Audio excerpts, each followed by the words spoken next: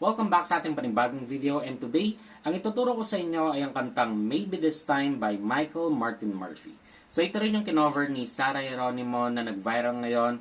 At dito sa ating tutorial, huwag kayong mag-alala, hindi tayo gagamit ng capo at hindi tayo gagamit ng bar chords. So before tayo mag-start, ang bilang ng string natin ay 6, 5, 4, 3, 2, 1.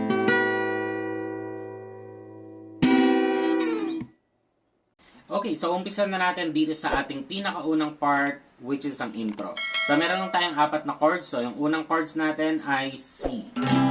So yung C natin, ito ay sa 5th string, 4th string to, and 2nd string to. Next chords naman natin ay G. So yung G natin, ito ay sa 6th string, 5th string to, 2nd string to, and 1st string to. Next chords naman natin, sobrang dali lang nito, ang E minor. Okay? So sa E minor, dalawang daliri lang dito sa 5th string, tapos ito ay sa 4th string. Okay? And ang last chords natin ay F. Pero hindi natin gagawin yung ganito, ang gagawin natin yung parang C. Okay? So parang silang yan, ibababa nyo lang tong dalawa, so from ganito sa ganito. So ito sa 4th string na ngayon, 3rd string to, and 2nd string pa rin to. Okay? So sa strumming pattern naman tayo. Itong isasuggest ko na strumming pattern, pwede na natin gamitin hanggang dulo. Okay? So ibig sabihin doon, pwede natin gamitin sa intro, verse, chorus, bridge. Okay? So paano ba yon? Ito ay down, down, down, up. Okay? Tapos lilipat agad ang chords. So ganito siya kung tutugtugin natin mabagal.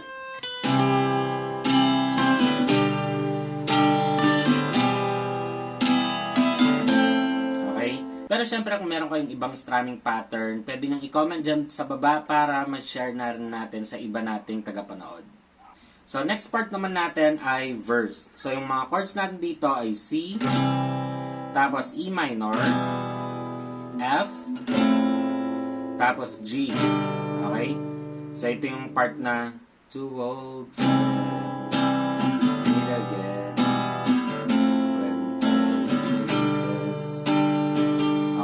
Tapos next part natin, E minor, tapos A minor.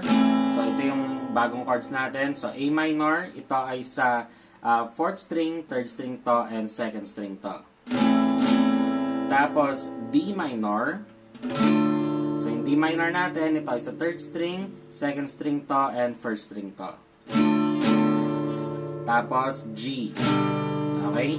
And then uulitin natin yung apat na unang chords, C, E minor, F, G.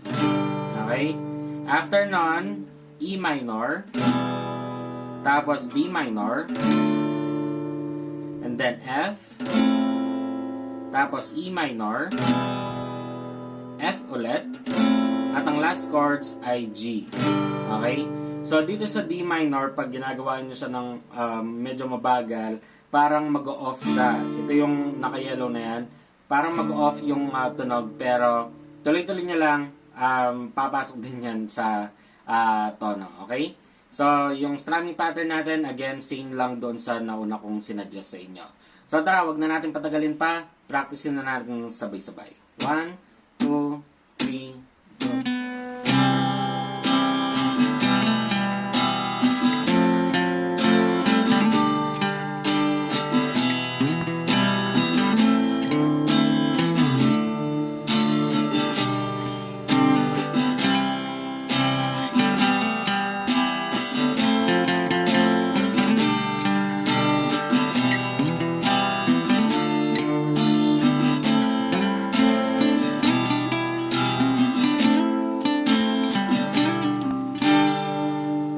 Siyempre, dito na tayo sa ating chorus. Ito na yung part na Maybe this time. Okay? So, yung mga chords natin dito, halos ulit-ulit lang. So, yung chords natin sa chorus, yung una ay F, tapos G, E minor, then A minor. Okay? Next naman natin, F, tapos G, C, tapos C7. Okay? So, yung C7, nasa C pa rin kayo. Dadagdag nyo lang itong hiniliit nyo dito sa ating second string. Okay? Second string ng third fret. So, 1, 2, 3. Ilagay nyo lang dito habang nakasi kayo. Yan na yung tunog ng C7. Okay? Tapos, next chords natin ay F. Tapos G. E minor. And then E minor. Okay? Tapos, ang last part natin, F.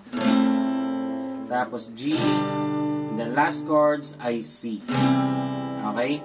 So, wag na natin patagalin pa. Practicein na natin na sabay-sabay itong ating chorus. 1, 2, 3, go.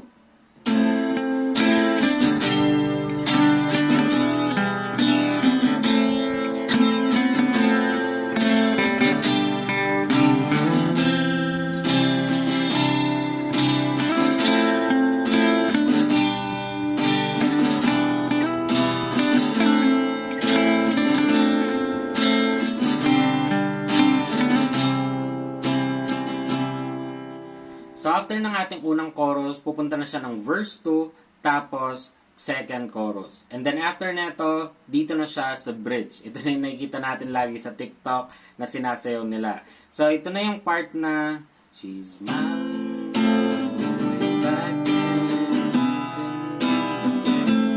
Okay? So, yung mga chords natin dito ay F, tapos G, E minor, A, tapos F, and then E minor, tapos F, and then last chords is G. Okay? So, tara, practice natin agad ng sabay-sabay itong exciting part na to. 1, 2, 3, go.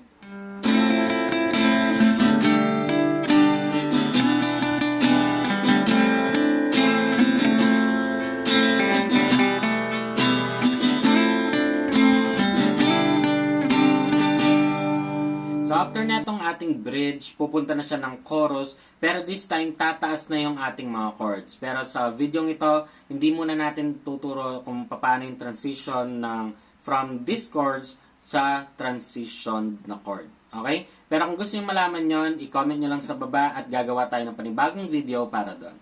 So, diba, sobrang dali lang netong sikat na kanta ngayon na Maybe This Time by Michael Martin Murphey. At kung gusto mo yung mga ganitong kadadaling guitar tutorial, mag-subscribe ka na at i-hit mo na yung notification bell para lagi kang updated sa ating mga bagong videos. At maraming salamat sa panonood at muli ako si Max from Guitar Tips and peace out.